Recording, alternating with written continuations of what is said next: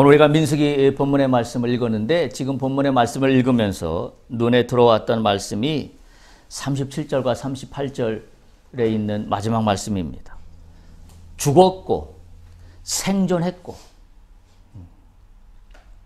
신앙은 제가 누차 말씀드렸지만 회색지대가 없습니다. 중간에 대충 이 정도 비율로 나눠서 뭐 5대5, 6대4, 7대3, 9대1 없습니다. 99대1 없습니다. 신앙은 죽으면 아니면 사는 것 둘 중에 하나입니다. 우리가 예수를 믿는다는 것은 사는 겁니다. 왜냐하면 예수 그리스도께서 우리를 살리기 위해서 이 땅에 오셨기 때문입니다. 그러면 우리가 신앙을 갖고 있다라고 하는 것은 사는 겁니다. 따라서 사는 것 외에 다른 대안은 죽는 겁니다. 없습니다. 오늘 이 말씀이 말씀을 보는 가운데 눈에 들어왔습니다. 곧 그 땅에 대하여 악평한 자들은 여호와 앞에서 재앙으로 죽었고 그 땅을 정탐하러 갔던 사람 중에서 오직 눈의 아들 여호수아와 여분의 아들 갈렙은 생존하니라. 오늘 이 말씀을 반드시 기억할 수 있길 바랍니다. 우리가 믿음의 길을 간다는 것은 죽기 아니면 살기입니다. 대충 6대4, 7대3 정도면 되겠지. 오늘 이스라엘 백성들의 문제가 뭔가요? 오늘 우리가 민수기 말씀을 계속 지금 강의 말씀으로 이어가고 있습니다만 이스라엘 백성들이 갖고 있는 문제는 죽기 아니면 살기입니다. 둘 중에 하나에서 살기를 선택하고 가야 되는데 살기를 선택하며 가는 도중에 계속 죽는 연습을 합니다. 죽는 연습이 뭐죠? 하나님과 동행하지 않는 게 죽는 겁니다. 성경의 진리는 하나님과 동행하지 않는 게 죽기 위해서 연습하는 거예요. 지금 이스라엘 백성들의 문제는 오늘 죽었다 그랬어요. 가나안 땅 정탐 결과 악평한 자들은 여호와 앞에서 죽었다 그랬습니다. 죽는 연습 하더니 죽은 겁니다. 여호수아와 갈렙은 사는 연습했어요. 그래서 생존했습니다. 여러분들이 사는 연습하면서 살아갈 수 있기를 축복합니다. 사는 연습을 해야 돼요. 죽는 연습하지 말고. 근데 많은 믿는 자들이 죽는 연습을 하면서 살겠다고 그럽니다. 그러니까 앞뒤가 안 맞아요. 어불성설입니다. 전혀 맞지 않는 신앙생활을 하고 있는 거죠.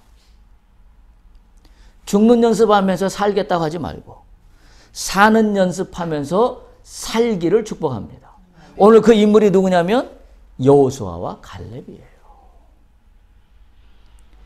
어려운 순간을 만나도 내가 감당하기 어려운 어떤 큰 바위 같은 순간이 내 앞에 닥쳤어도 여호수아와 갈렙은 뭐 한 거예요? 죽음의 순간이 나를 거꾸로 때리는 순간이 막 닿았지만 사는 연습을 한 거예요. 죽는 연습한 게 아닙니다. 다윗이 골리앗 앞에 섰습니다. 우리가 한번 객관적으로 생각해 보세요. 어떻게 다윗이 골리앗을 넘어뜨릴 수 있습니까? 이거는 불가능한 일입니다. 불가능한 일이에요. 세상의 상식과 세상의 진리와 세상의 논리 아무 걸 다 총동원해도 다윗이 이긴다는 것은 0.0001%의 확률도 없는 게임입니다. 그런데 어떻게 됐나요? 다윗은 죽는 연습을 한 게 아니라 사는 연습을 했어요. 많은 이스라엘 병사들은 우리가 사무엘상 기사를 봐서 알지만 어떻게 했어요? 골리앗을 보자마자 다 혼비박산하여서 도망갔다 그랬어요. 도망간 게 뭐예요? 죽는 연습입니다. 다윗은 어떻게 했어요? 사는 연습을 했어요. 어떻게 했어요? 세상 사람들은 칼과 창과 단창으로 나가지만 나는 여호와 하나님의 이름으로 나간다. 그 얘기는 뭐예요? 내가 지금부터 골리앗 너를 상대하는 것은 내 능력이 아니야. 하나님의 능력이 지금 나한테 임하여 나간다. 그거예요. 그게 뭐예요? 사는 연습이에요. 오늘 이 말씀을 기억하세요. 악평한 자들은 다 죽었고 왜 죽었어요? 죽는 연습했기 때문에 죽었어요. 오직 여호수아와 갈렙만 생존하니라. 왜 생존했어요? 이들은 어떤 순간을 만나도 여호와 하나님의 이름으로 나갈 수 있다. 물리칠 수 있다. 이게 무엇이 두려운 대상이냐? 사는 연습을 끊임없이 한 겁니다. 그랬더니 어떻게 됐다? 생존하였느니라. 기가 막힌 성경의 말씀입니다. 오늘 이 말씀을 꼭 기억하고 넘어갈 수 있기를 바랍니다. 우리가 22년을 시작하면서 우리가 표어로 삼았던 영적인 목표가 있습니다. 진정성의 탁월함을 신앙과 삶에 나타냅시다 라는 것이 우리가 목표로 하고 있는 올해의 우리의 표어입니다. 오늘 민수기 말씀을 보면 지금 말씀드린 것처럼 14장 35절에서 45절에 보면 신앙의 길을 간다고 하는 것이, 이 진정성을 드러낸다고 하는 것이 어떤 것인가 하는 것을 다시 한번 생각하지 않을 수가 없습니다. 특별히 오늘 본문의 말씀을 보면 마지막 44절에 보면, 민수기 14장 44절에 보면 이렇게 기록되어 있습니다. 그들은 뭐냐면 이스라엘 백성들입니다. 그들이 그래도라고 말하는 것은 뭐냐면 모세가 가지 말라 그랬어요. 가나안 땅으로 올라가지 말라 그랬습니다. 그런데 그래도 이스라엘 백성들은 산 꼭대기로 올라갔고, 여기서 산 꼭대기로 올라갔다는 게 가나안 길을 향하여 간 걸 이야기합니다. 여기서 그래도라는 말은 모세가 이스라엘 백성들에게 올라가지 말라 그랬어요. 그래서 그래도라는 말을 씁니다. 그러니까 올라가지 말라고 했는데도 그래도라는 표현이고, 그리고 산 꼭대기로 올라갔다는 것은 가나안을 향하여 갔다는 겁니다. 그러니까 모세가 가나안으로 가지 말라 그랬어요. 올라가지 말라 그랬어요. 왜냐하면 여호와가 함께하지 않는다 그랬어요. 그런데 이들은 그래도 너는 얘기해라. 나는 그래도 간다. 뭐 이거죠. 그 뒤에 뭐라고 기록되어 있냐면 여호와의 언약궤와 모세는 진영을 떠나지 아니하였더라. 이들은 하나님과 상관없이 어디로 갔어요? 지금 가나안 땅으로 올라갔습니다. 이게 뭐 하는 거예요? 이게 죽는 연습하는 겁니다. 이게 죽는 연습하는 거예요. 믿음의 사람은 여호와와 함께 있는 것이 사는 연습이에요. 근데 지금 이들은 여호와의 언약궤와 모세가 진영을 떠나지 아니하였는데도 불구하고 이들은 지금 그래도 그들은 산꼭대기로 올라갔다. 죽는 연습하는 겁니다. 믿는 자들이 가장 미련한 짓이에요. 가장 미련한 짓입니다. 저는 오늘 말씀을 통해서 이런 이야기를 한번 해보고 싶어요. 그래서 지금 이들이 뭐냐면 돌이킨다 그래요. 돌이킨다 그럽니다. 여기 보면 뭐라고 하냐면 39절 보세요. 모세가 이 말로 이스라엘 모든 자손에게 알림해 백성이 크게 슬퍼해요. 그러니까 죽는다 그러니까 슬퍼하죠. 그러면서 40절에 아침에 일찍 일어나 산꼭대기로 올라가며 이르되 보소서 우리가 여기 있나이다. 우리가 여호와께서 허락하신 곳으로 올라가리니 우리가 범죄하였습니다. 그러면서 회개하는 듯 합니다. 그런데 결국 어떻게 했다고요? 올라갔어요. 지금 읽어본 것처럼 44절에 보면 올라갔습니다. 이들이 여호와 앞에 우리가 범죄했다고 얘기하면서 여호와의 말씀에 순종하지 않고 올라갔어요. 죽는 연습하는 겁니다. 그러니까 이게 신앙이 제대로 서 있지 않으면 뭐라 그래야 되지? 이런 표현에서 좀 죄송합니다만 속된 표현으로 해가 딱 돌아버리는 거예요. 뭐가 뭔지를 구별을 못하는 거죠. 소위 말해서 이게 뭔지 된장인지 구별을 못하는 겁니다. 그냥 내가 의분을 가지고 내 스스로 판단할 때 의롭게 일어서서 나가면 이게 의롭게 나가는 거라고 착각하는 거죠. 근데 그건 저는 뭐라고 표현하고 싶냐면 죽는 연습하는 거다라고 표현하고 싶어요. 왜? 여호와는 진영에서 떠나지 않았는데 저 혼자 가요. 저는 그래서 그런 생각을 하고 싶습니다. 우리가 돌이킨다고 하면서 이렇게 하는 것은 하나님을 믿는 게 아닙니다. 제가 오늘 말씀드리고 가진 내용 중에 중요한 키포인트는 뭐냐면 우리는 신앙생활을 하지만 우상숭배를 하고 있는 건 아닌가. 하나님을 믿는 게 아니라 나는 하나님을 믿는다고 말을 하지만 우상처럼 하나님을 믿고 있다면 그건 하나님을 믿는 게 아닙니다. 오늘 이스라엘 백성들의 문제는 뭐냐면 하나님을 믿는다라고 얘기하고 하나님 앞에 돌이켰다고 이야기하지만 하나님을 하나님으로 여기지 않고 우상으로 여기고 있습니다. 그 증거가 뭐예요? 하나님의 언약궤는 진영에서 떠나지 않았는데 자기들 마음대로 가는 겁니다. 그게 우상이지 뭡니까? 여러분 생각해 보세요. 우상 숭배가 뭐냐면 우리 선조들이 예전에 하나님을 알기 전에 했던 나무에다가 신령님 비나이다 물 떠놓고 비는 겁니다. 그 우상 숭배입니다. 왜 우상 숭배예요? 나 혼자거든요. 하나님과의 교감은 없어요. 여러분 물 떠놓고 하는 신령님 소위 그 고목하고 나하고 교감이 있던가요? 교감이 없어요. 그저 나는 나 혼자 의로움에 갇혀서 내가 정한수 한 그릇을 떠놓고 그 고목나무에다가 비나이다 해서 복을 달라고 할 뿐입니다. 그게 우상이에요. 오늘 이스라엘 백성들하고 똑같은 모습입니다. 모세가 가지 말라 그랬는데 부득불 자기들이 범죄했다고 자기들이 회개했다 그럽니다. 그리고 산꼭대기로 올라갑니다. 이게 우상숭배지 뭡니까? 비나이다고 다를 게 뭐가 있습니까?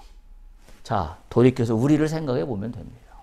내 신앙의 모습이 우상숭배와 같지는 않은지, 하나님하고의 교감은 하나도 없고 나 혼자 성경 읽었대, 나 혼자 기도했대, 그거 산꼭대기 올라간 겁니다. 다른 말로 표현하면 죽는 연습하는 겁니다. 왜? 하나님과의 교감이 없기 때문에. 신앙은 뭐냐? 우리가 갖고 있는 하나님을 믿는다고 하는 이 신앙의 실체가 뭐냐? 주님과의 교감이에요. 하나님과의 교감이 없는 기도는 울리는 꽹과리에 불과합니다. 하나님과의 교감이 없는 믿음이라고 내가 이야기하는 것은 우상에 불과합니다. 제가 오늘 그 말씀을 좀 드리고자 합니다.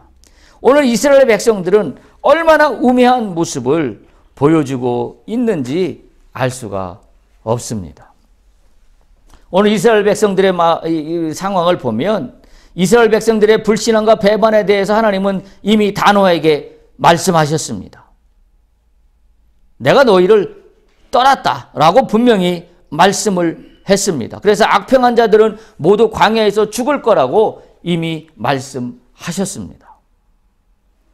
다시 말하면 이 근원적인 문제는 뭐냐면 신앙에 진정성이 없었기 때문입니다. 그 진정성은 뭐예요? 너희가 나를 우상과 대하는 것과 동일하지 않느냐 이겁니다. 하나님은 여러분 성경 공부해서 다 알지요? 예전에 교회 다닐 때 배워서 다 합니다. 하나님을 뭐라고 표현하나요? 인격적인 하나님이라고 표현합니다. 인격적인 하나님이라고 표현하는 이유가 뭐예요? 바로 우리와 인격적으로 만나기를 원하시는 신이 하나님이세요. 근데 우상은 뭐예요? 나와 교감이 없는 거예요. 그냥 나 혼자 비나이다 하는 겁니다. 목적은 단 하나예요. 비나이다 하는 목적은 뭐가 있나요? 복 달라는 겁니다. 여러분 비나이다 하는 사람들이 다른 목적이 있던가요? 복 달라는 거 외에는 다른 목적이 아무것도 없습니다. 우리가 하나님에 대해서 하나님과의 영적인 교감은 없이, 다시 말하면 인격적으로 만나는 건 없이 주세요 하는 것은 우리가 하나님을 우상 숭배하는 것과 똑같아요. 그러니까 오늘 이스라엘 백성들과 같은 모습이 나오는 거예요. 가지 말라고 그랬으면 가지 말아야지요. 인격적인 교감이에요, 그게. 가지 말라고 하면 안 가는 게 인격적인 교감이에요.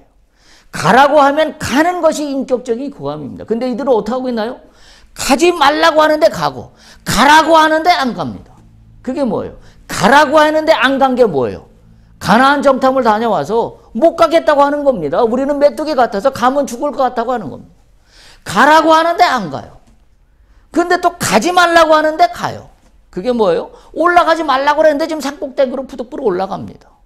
그리고 혼자 짓거리고 맙니다. 내가 여호와 앞에 범죄했나이다. 안 맞죠? 하나님은 인격적인 하나님으로 우리와 교감 속에서 우리와 소통하기를 원하시는데 하나님과의 소통은 하나도 하지 않고 빼놓고 나서 나 혼자 하고 있는 거예요. 나 혼자 안 가기로 결정하고 나 혼자 가기로 결정하고 지금 그 모습이 이스라엘 백성들의 모습입니다. 참 답답한 모습이 아닐 수가 없습니다. 그러니까 하나님이 지금 완전히 뭐예요 지금? 이제는 할 말을 다 잃은 거예요. 속된 말로 해서. 진정성이 없는 거죠. 너희의 신앙의 진정성이 뭐야? 내가 가라고 할 때는 못 가겠다 그러고 가지 말라고 하니까 올라간다 그러고. 우리의 신앙의 진정성을 우리가 분명히 들여다볼 수 있어야 합니다. 여러분은 얼마나 하나님과 인격적으로 교제하셨습니까? 하나님과 인격적으로 교제하는 것은 뒤로 제쳐놓고 내가 원하는 기도 제목만 숱하게 나열하는 걸로 끝났다라고 한다면 그게 뭐다? 우상숭배입니다. 그게 우상숭배예요. 다른 게 우상이 아닙니다. 하나님을 이야기한다고 그게 우상숭배하지 않는 게 아니에요. 하나님을 이야기한다고 하나님을 믿는 게 아닙니다. 왜? 하나님은 인격적인 하나님이시기 때문에. 당신의 백성으로 삼으신 자들과 끊임없는 인격적인 교감을 통하여 내가 너 안에, 네가 내 안에 이걸 원하시는 게 하나님이세요. 근데 우상숭배는 뭐예요? 하나님이 내 안에, 내가 하나님 안에는 관심 없어요.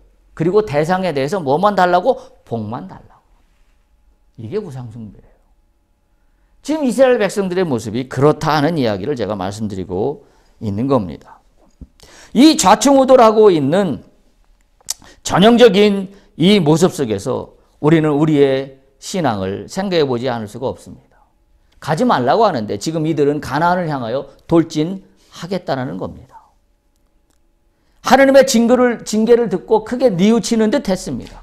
그래서 아침 일찍 산꼭대기에 올라가서 범죄를 시인하며 그들의 믿음 없음을 크게 슬퍼해 보입니다. 그리고 용기를 내요. 가나안으로 향하여 돌진하겠다고 합니다. 이건 뭐다? 용기가 아닙니다. 이거는 제가 오늘 말씀의 제목으로 삼은 것처럼 용기가 아니라 만용입니다. 그래서 세상이 판단하는 용기와 다른 겁니다. 우리의 용기는 어디부터 나오는 게 진짜 용기예요? 하나님의 말씀에 근거하여 하나님의 명령에 순종하여 가라고 하면 장대 같은 뭐가 있어도 가는 게 용기입니다. 근데 하나님이 가라고 하나님이 멈춰라는 거와 상관없이 가는 건 그건 용기가 아니라 만용입니다. 우리의 신앙이 그렇지 않은가요? 혹시 우리의 신앙이 하나님과의 영적인 교감은 등하지 않지. 그저 내 목적만 내 머릿속에 있어요. 그래서 내가 이걸 이뤄내야 돼. 내가 이걸 가져야 돼. 내가 이걸 성취해야 돼. 라고 해서 그 목적 지향적인. 그래서 제가 리고렌 목사님의 한참 유행했던 목적 지향적인 삶. 목적이 이끄는 삶. 저는 그 신앙적이 아니라고 봅니다. 인문학적으로는 목적을 놓고 가는 게 굉장히 아름다워요. 의미 있는 인생입니다. 우리의 목적은 목적을 지향하는 게 우리의 목적이 아닙니다. 우리의 목적은 뭐가 목적이에요? 주님의 명령에 순종하는 게 목적입니다. 그러면 주님은 당신이 원하시는 내 인생의 목적지를 당신이 알려주세요. 내가 목적한다고 목적으로 가는 게 아닙니다. 오늘 이스라엘 백성들이 그거잖아요. 이미 이스라엘 백성들은 목적 지향적으로 자신들이 설정한 목적이 아닙니다. 하나님이 설정한 목적이에요. 어디로 가라고? 가나안으로 가라고. 애굽을 출발하여서 가나안으로 가라고. 그러면 어떻게 가야 돼요?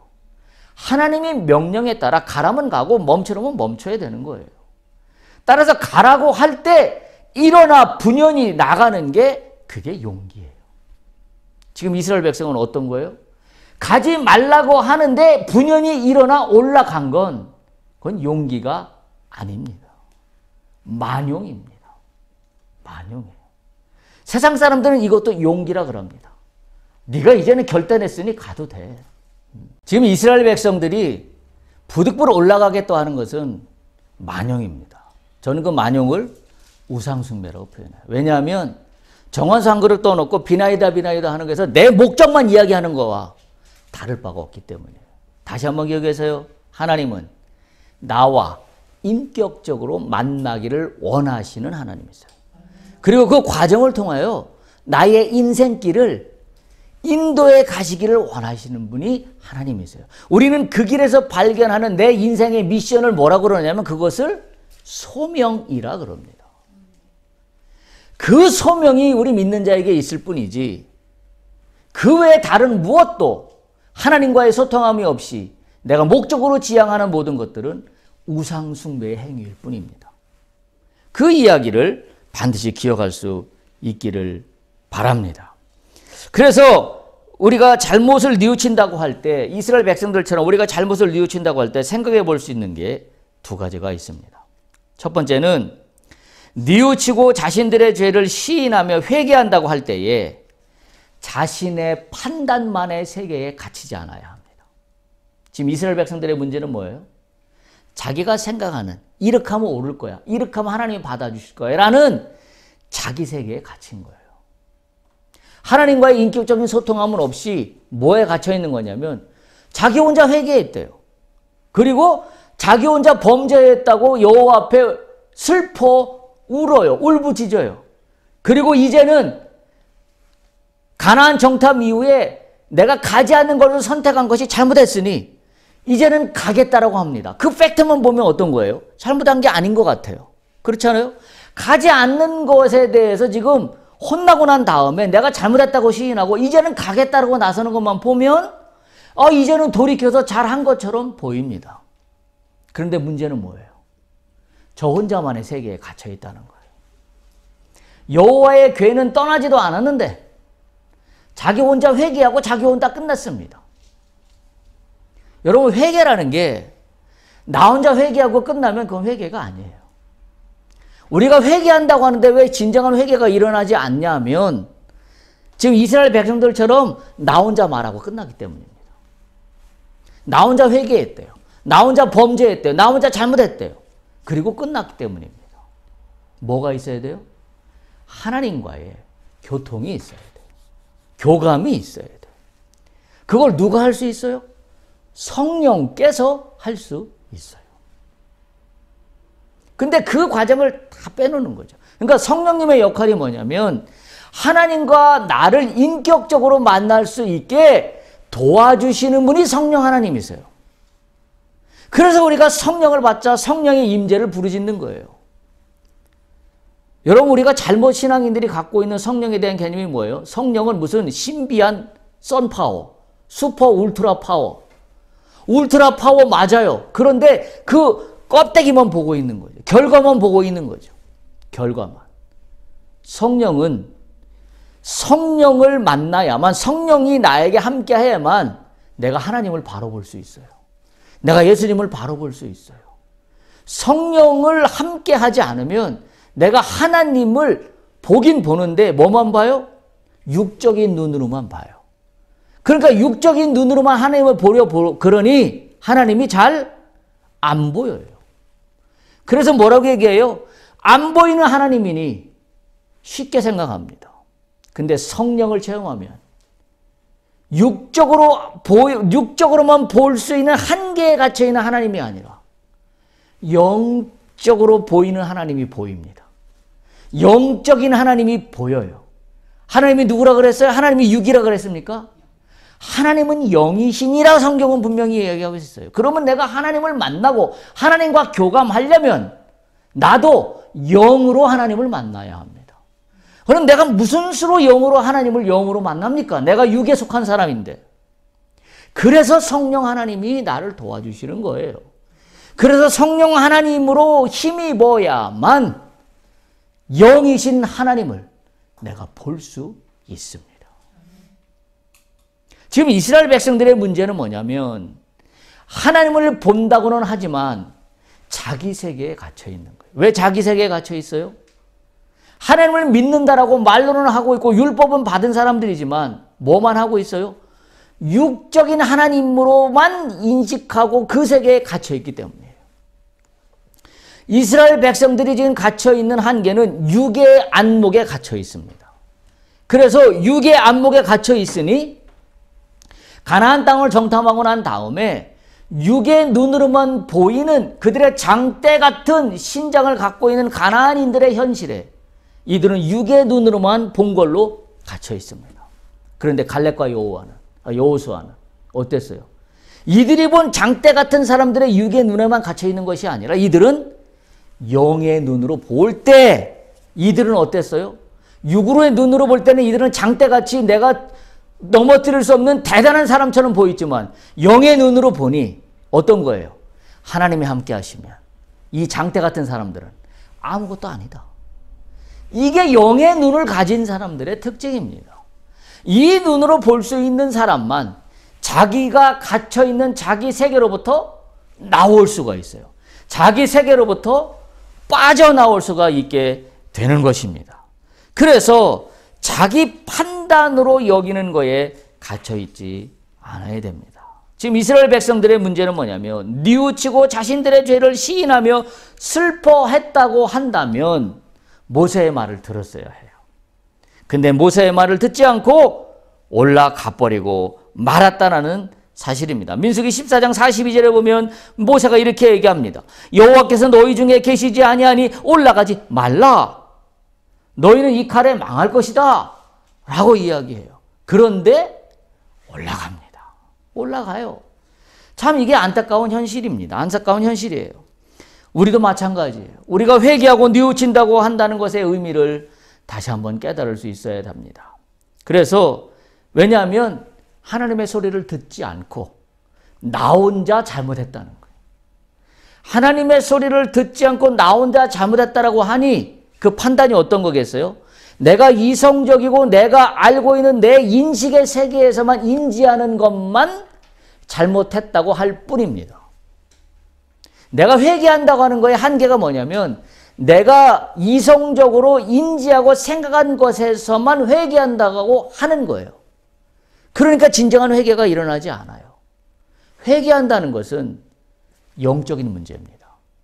영적인 문제이기 때문에 하나님의 소리를 들을 때만 진정한 회개가 일어날 수 있어요. 하나님의 소리를 듣지도 않는데 무슨 회개입니까? 그러니까 지금 이런 일이 발생하고 있는 것이다라는 이야기를 합니다.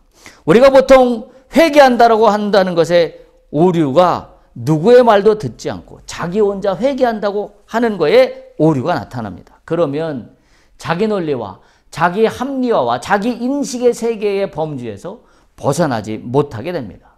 그거는 진짜 회개를 하지 못해요. 진짜 회개를 하게 되면 어떤 일들이 일어나냐면 내가 미처 생각하지 못했던 내 속에 있는 쓴뿌리들이 올라와요. 그걸 성령께서 도와주세요. 그러면 내 인식의 세계를 벗어납니다. 내 생각했던 범주를 벗어납니다. 그게 진짜 회개예요. 그때 나오는 눈물이 진짜 눈물입니다. 내가 내 논리적으로, 내 지식적으로, 내 상식적으로, 내 이성적으로 판단해서 내가 논리적으로 생각할 때 그래, 내가 이러한 건 잘못했고 이러한 거는 좀 내가 너무했지.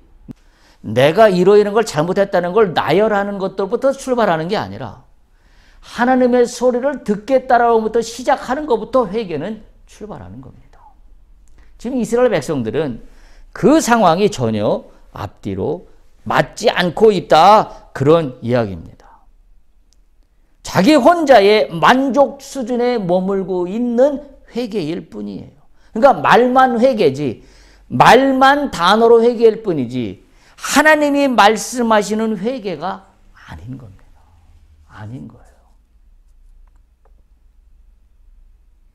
여러분, 여호수아가 하나님의 군대 장관을 만났을 때 하나님의 천사가 여호수아에게 그렇게 얘기합니다. 네가 선 그 땅은 거룩한 땅이니 신을 벗어라. 신을 벗어라. 그게 뭐예요? 내가 갖고 있는 인식의 세계, 내가 갖고 있는 생각, 내가 갖고 있는 이성적인 판단, 내가 갖고 있는 눈에 보이는 그 모든 것들을 내려놓으라는 거예요. 벗으라는 거예요. 그때부터 하나님의 역사가 시작되기 때문입니다. 오늘 이스라엘 백성들이 놓치고 있는 건 바로 그 부분이에요. 우리가 회개라고 하는 것은 내가 생각하는 인식과 판단의 수준을 뛰어넘을 때 그때 진짜 회개가 일어나는 거예요. 어부인 베드로와 안드레 이 형제들에게 하나님 예수님께서 나를 따르라고 하시면서 그들이 배를 버리고 아버지를 버리고 그물을 버렸다는 것은 단지 예수님을 쫓아가기 위해서 자신의 삶의 모든 것들을 내려놓았다는 의미가 아닙니다. 성경을 그렇게 해석하면 잘못 해석하는 거예요. 왜냐하면 그 말씀을 주시기 위해서 그 전에 나타난 게 천국이 가까웠느니라 회개하라는 말씀 다음에 이 말씀이 이어지고 있기 때문에 그렇습니다. 따라서 회개라는 것은 내 지식과 인식의 수준을 뛰어넘어요. 그걸 내가 어떻게 뛰어넘어요? 그걸 뛰어넘을 수 있는 방법은 성령밖에 없어요. 지금 이스라엘 백성들이 놓치고 있는 것은 이 문제를 놓치고 있는 겁니다. 나 혼자만의 세계에 갇혀 있어서 회개하고 다시 번복하고 회개하고 다시 번복하고 북치고 장구치고 북치고 장구치고 지금 우리의 신앙의 모습이 그런 거 아닌가요? 나 혼자 회개한다고 해놓고 또 나 혼자 세상길로 막 갔다가 또 나는 말씀을 또 어느 날 또 성경 말씀을 읽기로 결정해서 나는 매일 한 말씀씩 읽겠다고 결정했다가 또 세상에 가서 다른 짓 하다가 또 내가 이제 앞으로는 기도를 열심히 하겠다고 했다가 또 세상에 가서 다른 짓 하다가 나 혼자 북치고 장구치고 북치고 장구치고 우리의 모습 아닌가요? 우리의 모습입니다. 다시 말하면 이렇게 해갖고는 나를 우겨싸고는 죄성의 견고한 진이 격파되지 않아요. 그러니까 예수를 믿지만 하나님을 믿지만 아무런 능력이 내 속에서 역사하지 않아요. 아무것도 바뀌지 않아요. 맨날 똑같은 실수를 반복합니다. 맨날 똑같은 패턴을 반복합니다. 그리고 혼자 북치고 장구치고 말씀 받고 기도했고 뭐 했고. 그러니까 내가 전체적으로 보면 신앙의 길을 가고 있는 건 같긴 해요. 근데 결정적인 순간에 보면 나는 아무런 능력과 힘이 없어요. 이거 왜 이럴까? 무엇이 문제일까? 무엇이 문제예요? 나 혼자 북치고 장구치고 하기 때문이에요. 누구랑 북치고 장구치고 해야 되나요? 하나님과 인격적으로 만나면서 하나님이 북을 치라면 북을 치고 하나님이 장구를 치라면 장구를 쳐야 되는데 하나님과의 인격적인 만남은 상관없이 나 혼자 북치고 장구치고 앞으로 갔다 앉았다 뒤로 갔다 앞으로 갔다 나 혼자 하니까 이 인생길이 얼마나 힘듭니까? 내가 그렇다고 열심히 안 사는 게 아니잖아요. 열심히 살고 있어요. 그런데 힘만 들어요. 힘이 빠집니다. 그런데 나타나는 건 아무것도 없어요. 열매 맺는 거 아무것도 없어 보입니다. 왜 그래요? 나 혼자만의 신앙 공간에 갇혀 있기 때문입니다. 오늘 이스라엘 백성이 그런 모습이라는 이야기입니다. 두 번째, 신앙의 길에서 자신의 신앙을 기준으로 놓고 지금 이런 문제가 생기는 이유는 좌측우돌의 문제가 생기는 이유는 고집 부리지 않아야 합니다. 고집 부리지 않아야 합니다. 지금 이스라엘 백성들의 상황이 그런 상황이에요. 한마디로 자신들의 고집이 모든 상황을 엉켜버리게 만들고 말았습니다. 믿음으로 가나안으로 올라가라고 말씀할 때에는 온갖 불평과 원망으로 이제 우리는 끝났고 차라리 애굽으로 돌아갔다라고 이야기하더니 이제는 하나님이 너희와 함께 계시지 않으니 올라가지 말라고 하는데도 불구하고 기어코 올라가는 이 고집은 무엇입니까? 여러분 이게 신앙입니까? 이게 신앙이 아닙니다. 우리의 믿음을 가만히 한번 생각해 보세요. 우리가 믿음이라는 이름으로 고집을 내세우는 믿음의 모습을 보일 때가 한두 번이 아닙니다. 핵심은 이건 뭐예요? 우상숭배입니다. 이게 우상숭배예요. 다른 게 우상숭배가 아닙니다. 믿음이라고 하는 것은 내가 의로운 결단을 하는 게 믿음이 아니에요. 여러분 믿음이라는 말을 세상적인 사전적인 의미로 보면 내가 의로운 결단을 해서 반드시 이루겠다고 하는 확신을 갖는 게 믿음이라고 이야기할 수 있어요. 성경에서는 그게 믿음이 아닙니다. 나 혼자 의로운 결단을 하는 게 믿음이 아니에요. 믿음은 하나님과의 인격적인 만남 속에서 그분이 나에게 주시는 확신이 믿음이에요. 내가 혼자 그래 가능해 할 수 있어 나 혼자 의로운 여기서 의롭다는 얘기는 내가 이제 성경을 읽으면서 나 혼자 의롭게 생각했기 때문에 의롭다고 제가 표현을 하는 거예요. 내가 말씀을 읽으면서 나 혼자 결단했기 때문에 그래, 이게 믿음이야. 이 믿음을 갖고 올라가자 라고 하는 게 믿음이 아니라는 겁니다. 하나님과의 인격적인 교감이 빠졌기 때문에 그것은 우상입니다. 내가 바라보는 하나님의 팻말을 붙여놓은 우상일 뿐입니다. 우상일 뿐이에요. 그래서 한동안 교회에서 어떤 운동들이 일어났었냐면 십자가를 없애는 운동들이 일어났었습니다. 왜요? 십자가를 부정하는 게 아니라 십자가 자체가 우상이 되기 때문에. 그러니까 십자가를 우상으로 세우고 진짜 핵심은 하나님은 빠져있고 예수님은 빠져있고 십자가만 갖다 부적처럼 붙이고 다니면 그게 마치 능력이 있는 것처럼 많은 크리스찬들이 오해했기 때문에 한동안 교회에서 십자가를 없애는 유행이 웃지 못할 해프닝이 벌어지기도 했었습니다. 오늘 이스라엘 백성들하고 똑같은 모습이에요. 그게 우상이라는 말씀을 드리지 않을 수가 없습니다.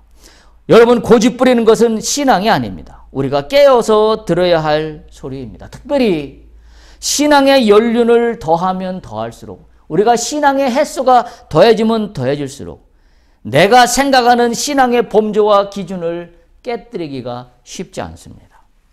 자기의 신앙 기준으로 고집을 부립니다. 그리고 자기의 의의 고집을 꺾고 놓은 것이 십자가인데 그 십자가조차도 십자가의 모양만 따라가고 만다는 사실이죠.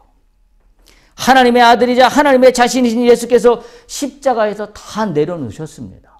근데 우리는 아무것도 내려놓지 못하고 십자가만 바라봅니다. 그게 우상입니다. 십자가의 의미는 하나님의 자신인 예수님께서 자신의 생명도 내려놓으신 게 십자가의 본질이에요.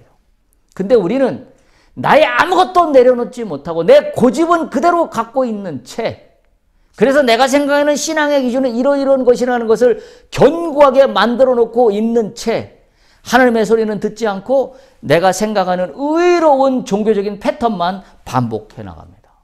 그러니까 어떤 문제가 생겨요? 거기에 능력이 안 나타납니다. 거기에 하나님의 공간이 없습니다. 한마디로 웃지 못할 해프닝입니다. 우상숭배와 같은 신앙의 모습일 뿐입니다. 바로 그것이 오늘 이스라엘 백성들이 갖고 있는 문제 중에 문제라는 사실입니다. 그런데 문제를 더욱 심각하게 왜곡시키는 것은 이런 상황에서 사람은 누구나 자신의 신앙을, 자신의 믿음을 증명해 보이고 싶어 합니다. 지금 이스라엘 백성들이 그렇잖아요. 지금 증명해 보이고 싶은 거예요. 하나님 앞에. 지금 올라가지 말라고 그랬는데 자신들이 잘못했다고 혼자 막 떠들어 놓고 하나님과의 교감함이 없이 이제는 올라가겠다고 그러고 올라가 버린 겁니다. 산꼭대기로. 뭐 하고 싶은 거예요? 하나님, 내가 지금 이렇게 믿음으로 하나님 말씀 받고 올라갔다는 걸 내가 증명해 보이고 싶어요. 증명해 보이고 싶어 합니다. 여러분 기억하십시오. 제가 목사로서 권면합니다. 여러분의 믿음을 사람에게나 하나님에게나 증명해 보이려고 하지 마십시오. 그때는 왜 증명해 보이면 안 되냐면 증명해 보이려고 하는 한 증명하는 주체는 내가 되기 때문이에요. 그러면 뭐만 나타날까요? 내 의만 나타나게 되어 있습니다. 그래서 나의 믿음을 하나님에게나 사람에게나 증명해 보이려고 하지 마세요. 그럼 어떻게 하면 되나요? 나에게 내가 할 수 있는 것은 진정성만 보이면 됩니다. 증명해 보이려고 하지 말고 하나님 앞에 내 믿음의 진정성을 표현하려고 하십시오. 고백하려고 하십시오. 사람들에게 내가 당신을 사랑한다는 것을 증명해 보이려고 하지 말고 내가 행동하면 돼요. 표현하면 됩니다. 증명해 보이려고 하지 마십시오. 인간이 증명해 보이려고 하면 자기의 의로움만 더해질 뿐입니다. 그 사건이 뭐예요? 그 사건이 바벨탑 사건입니다. 바벨탑 사건. 그 사건이 인간들이 쌓아 올렸던 바벨탑 사건이 바로 그 사건이에요. 자기의 의로움만 쌓아올 뿐이에요. 하나님은 간 곳 없고, 말로는 그렇죠. 하나님 앞에 더 가까이 나가기 위해서, 하나님 앞에 더 가까이 서 있기 위해서 바벨탑을 쌓잖아요. 근데 결국은 뭐예요? 자기의 의로움만 쌓았습니다. 하나님은 그 바벨탑을 무너뜨리셨어요. 십자가가 뭐예요? 내가 쌓아올린 나의 의로움을 무너뜨리는 게 십자가입니다. 예수님이 그걸 하신 게 십자가 위에서 죽으신 겁니다. 우리는 예수를 믿는다고 하면서 날마다 바벨탑만 쌓습니다. 십자가 위에 색칠만 또 합니다. 오늘은 빨간색 칠하고 내일은 파란색 칠하고, 그리고 그걸로 모자라니까 금가루 사다가 금가루 뿌려서 번쩍번쩍하게 입혀도 보기도 하고, 그것도 모자라니까 옆에 테두리로 견고하게 그 모양을 본떠서, 패턴을 본떠서 만들기도 하고. 하나님은 그런 거에 전혀 관심이 없으십니다.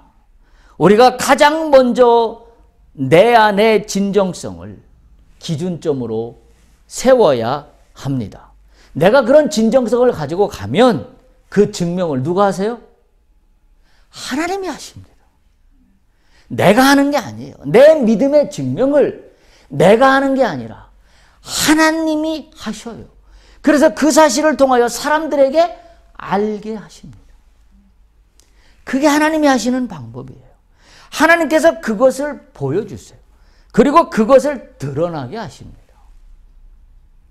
그게 성경에서 보여주고 있는 믿음의 사람들이 보여주고 있는 믿음의 공통적인 특징들이라는 사실을 우리가 반드시 기억해야 됩니다. 오늘 제가 용기와 만용이라는 이름으로 말씀을 드리고 있는데, 이걸 다음 주까지 2차례에 걸쳐서 나누어서 말씀을 드리도록 그렇게 하겠습니다. 오늘 말씀드리는 골자는 진짜 진정한 용기가 무엇이냐. 우리가 하는 대부분의 믿음의 행위라고 하는 믿음의 표현들이 하나님과의 인격적인 교감이 없는 상태에서 이루어지는 거라 하는 건다면 그거는 우상 숭배에 불과할 뿐이다 라는 사실을 기억할 수 있길 바랍니다.